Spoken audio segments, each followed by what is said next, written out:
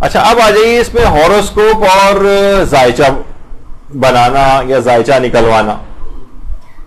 دیکھیے بہرحال ذائچہ جو ہے اس کے متعلق آیت اللہ حافظ بشیر نجفی فرماتے ہیں کہ بسم تعالی یہ علم درست ہے. یعنی اگر کوئی ذائچہ بنائے بہرحال علم کے طور پر ہے، اور اگر اس علم کا کوئی صحیح ماہر ہو اور وہ اس کو کسی مومن کی اذیت کے لیے استعمال نہ کرے تو یہ جائز ہے. البتہ یہ ان کا اپنا نظریہ ہے، لیکن جو برجوں وغیرہ کا اس طرح کا علم ہوتا ہے اس کے متعلق آیت اللہ سیستانی فرماتے ہیں کہ یہ خرافات میں سے ہے اور اس پر اعتقاد نہیں رکھنا چاہیے. تو یہ ہاروسکوپ وغیرہ جو بھی ہوتے ہیں، دیکھیے عام طور پہ یہ ہوتا ہے کہ خاص وقت پہ جو سیارے وغیرہ ہیں یہ برجوں میں ان کی خاص پوزیشن ہوتی ہے اور کچھ خاص اوقات میں یہ اپنے کچھ اثرات انسانوں کے اوپر ڈالتے ہیں. تو آیت اللہ سیستانی سے بھی سوال پوچھا گیا کہ کچھ چینلز ایسے پروگرام ایشو کرنے لگے، ٹیلی کاسٹ کرنے لگے ہیں. اچھا آپ نے دیکھا ہوگا پچھلے دنوں وہ یہاں پر کرکٹ میچ ہوئے تو یہاں پہ بھی اس طرح کے بہت سارے افراد ذائچہ بنانے والے یا پیشن گوئیاں کرنے والے پروگراموں میں بٹھا لیے جاتے تھے.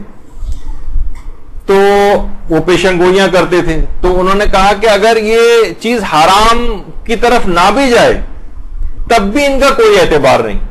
یعنی اگر وہ صرف امکانات کی بات کر رہے ہو تو چلیں وہ اس کو سننا جائز ہے، لیکن ان کا کوئی اعتبار نہیں. یہ جو ہوتے ہیں یہ ہفتہ کیسا رہے گا یا جو ہاروسکوپس وغیرہ ہوتے ہیں، تو بہت سارے لوگ تو دیکھیے ان کو صرف ایک انٹرٹینمنٹ کے طور پر، یعنی ان کو یقین نہیں کر رہے ہوتے کہ یہ ہفتہ کیسا رہے گا ہم پڑھ رہے ہیں. دیکھیے بہت سے لوگ صرف ایسے ہی پڑھ رہے ہوتے ہیں، یعنی ان کو کوئی خاص لینا دینا نہیں ہوتا. جیسے کہا جاتا ہے نا کہ ضرورت رشتہ کے زیادہ تر اشتہارات عام طور پر شادی شدہ حضرات پڑھتے ہیں. تو اسی طریقے سے جو ہے یہ ہاروسکوپ وغیرہ بھی ہے کہ ہمیں نہیں بھی کچھ لینا دینا تب بھی دیکھنے اچھا چلیں دیکھتے ہیں کیا کیسا رہے گا یہ ہفتہ، ایسے ہی پڑھ رہے ہیں بس. تو اس میں بھی فرماتے ہیں کہ بہرحال یہ علم نجوم سے یہ ایک الگ چیز ہے، تب بھی اس کا بہرحال اعتبار کوئی نہیں. اور کتنے افراد ایسے ہیں جو اس کے اندر وہم اور وسوسوں کا شکار ہو جاتے ہیں کیونکہ ایک بے اعتبار چیز ہے. یہاں تک کہ اچھے ذائچہ نکلوا کے اچھے رشتوں کو منع کر دیتے ہیں کہ بھائی وہ ستارے آپس میں نہیں ملیں گے. میں ایک ایسے نوجوان سے ذاتی طور پر واقف ہوں، ذاتی طور پر، جس نے اپنے 20 رشتے اس نے منع کیے کہ میں نے ذائچہ نکلوایا نہیں، اس کے ستارے مجھ سے نہیں ملتے، رشتہ منع. یہاں تک کہ وہ اس کے بعد جوانی میں انتقال بھی کر گیا اور بغیر شادی شدہ اس دنیا سے گیا. تو بعض اوقات دیکھیے اس طرح سے یہ سب چیزیں ہوتی ہیں. اور لیکن بہرحال اب کیا کیا جائے، تو ان چیزوں کے اوپر علماء یہ فرماتے ہیں کہ اگر ان کی طرف آپ گئے تو آپ نا وسوسوں کا شکار زیادہ ہو جاتے ہیں، وہمی ہو جاتے ہیں، نفسیاتی مریض ہو جاتے ہیں. تو ان چیزوں پر یقین نہیں کرنا چاہیے. البتہ اگر یہ حرام کی حد تک، کیونکہ صرف امکانات کی بات کرتے ہیں، ہو سکتا ہے حرام کی طرف نہ بھی جائیں، تب بھی زیادہ تر یہ خرافاتی باتیں اس کے اندر زیادہ ہوتی ہیں اور کچھ اندازے ٹائپ کے ہوتے ہیں جن کا آپ کی زندگی پر کوئی اثر نہیں. تو ان کے اوپر اس لحاظ سے یقین کرنا، ذائچے بنانا ایک علم کے طور پر تو ہے کہ ایک علم ہے، بہرحال لوگوں کے کچھ تجربات سے کوئی چیز استفادہ ہو رہی ہے، لیکن یہ کہ اس کی شرعی طور پر ان علوم کی کوئی حقیقت نہیں ہے، بلکہ اکثر علماء تو اس کو خرافات بھی قرار دیتے. اچھا اب آ جائیے بس آخری ایک آدھ چیز اور رہ گئی، علم العادات، علم جفر اور علم رمل اور یہ جنتری وغیرہ کی شرعی حیثیت کیا ہے. اچھا اب دیکھیے علم جفر وغیرہ کے متعلق آیت اللہ اسحاق فیاض فرماتے ہیں کہ یہ ایک حروف کا علم ہے، اس سے غیب کا کوئی علم حاصل نہیں ہوتا اور اس کا کوئی طریقہ نہیں ہے کہ ہم غیب کا کوئی علم حاصل کر سکیں، صحیح طور پر ہم بتا سکیں کہ اللہ نے ہماری تقدیر میں لکھا ہے، اس کا کوئی آپ کے پاس طریقہ نہیں. اور اگر کچھ ہو بھی تو فقط کچھ دنیاوی آثار مل سکتے ہیں اس سے. اور خاص طور پر جب ان سے پوچھا گیا کہ کیا ہم ظہور امام زمانہ وغیرہ پتہ چلا سکتے ہیں علم جفر کے ذریعے،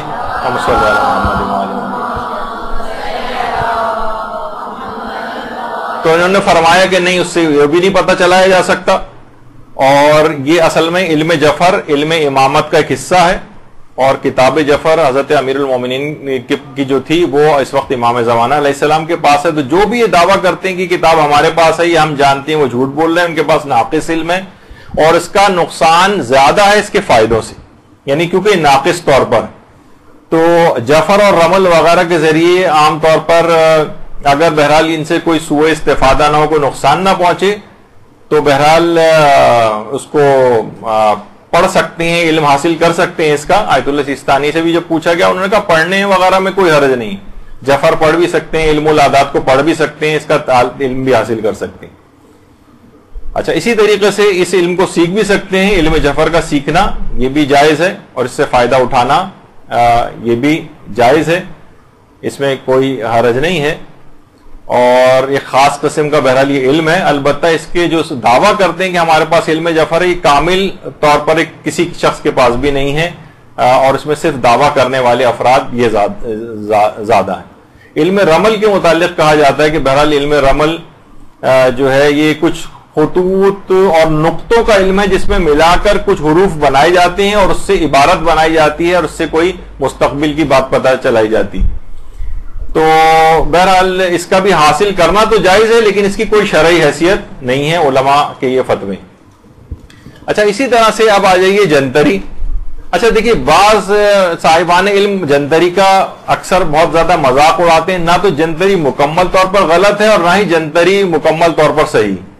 افراط و تفریط نہیں ہونی چاہیے، نہ تو بطور کلی اس کا رد ہونا چاہیے اور نہ ہی بطور اس کو کہ ہر چیز اس کے اندر بالکل صحیح ہے. مثلا اس میں نحوست ایام کا تذکرہ ہوتا ہے، کچھ خاص علوم غریبہ کا تذکرہ ہوتا ہے، کچھ تجربات وغیرہ کی باتیں ہوتی ہیں. یہی وجہ ہے کہ آیت اللہ حافظ بشیر نجفی نے بھی کہا کہ جنتری وغیرہ کو پڑھنے کے اندر کوئی حرج نہیں. ظاہر ہے کہ اس کے اندر جو چیزیں جو بتائی جاتی ہیں وہ تاریخیں وغیرہ ہی عام طور پر ہوتی ہیں.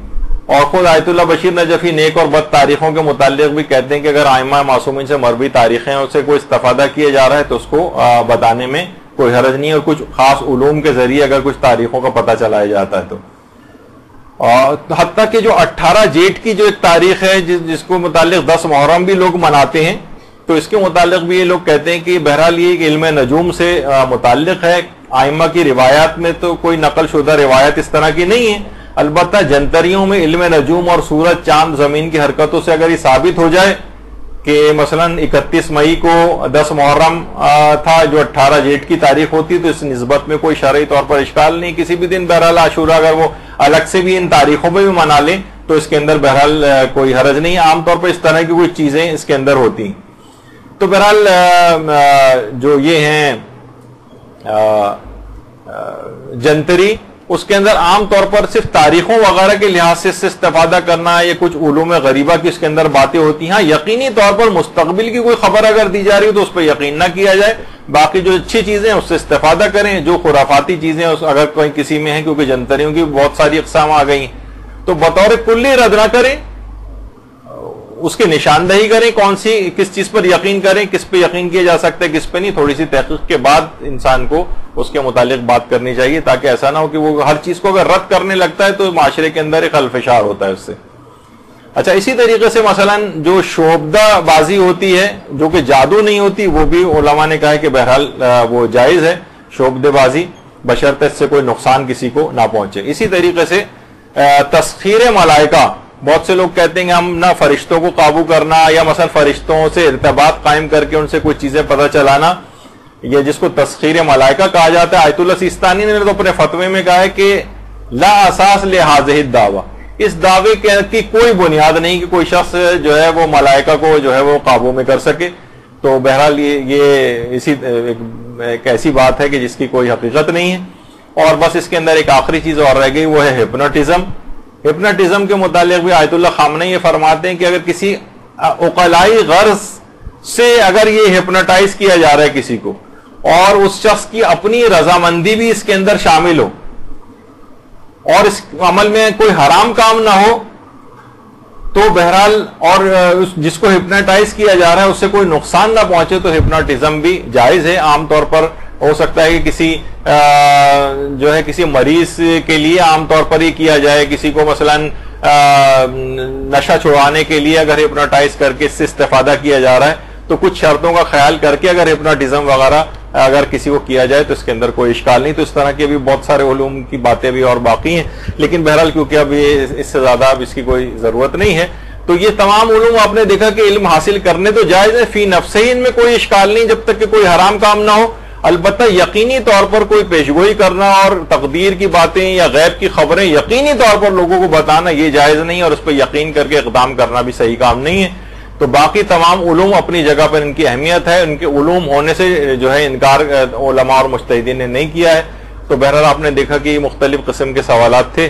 اب یہ سوالات تو آپ کے اور بھی بہت سارے آ گئے جن کا ابھی اس کا مجھ تک نیچے تک پہنچوا دیں تو انشاءاللہ میں اس کو دیکھ کے اگلی کسی نشست میں ان کا جواب دے دوں گا. وصلی اللہ علی محمد وآلہ الطیبین. يا مولا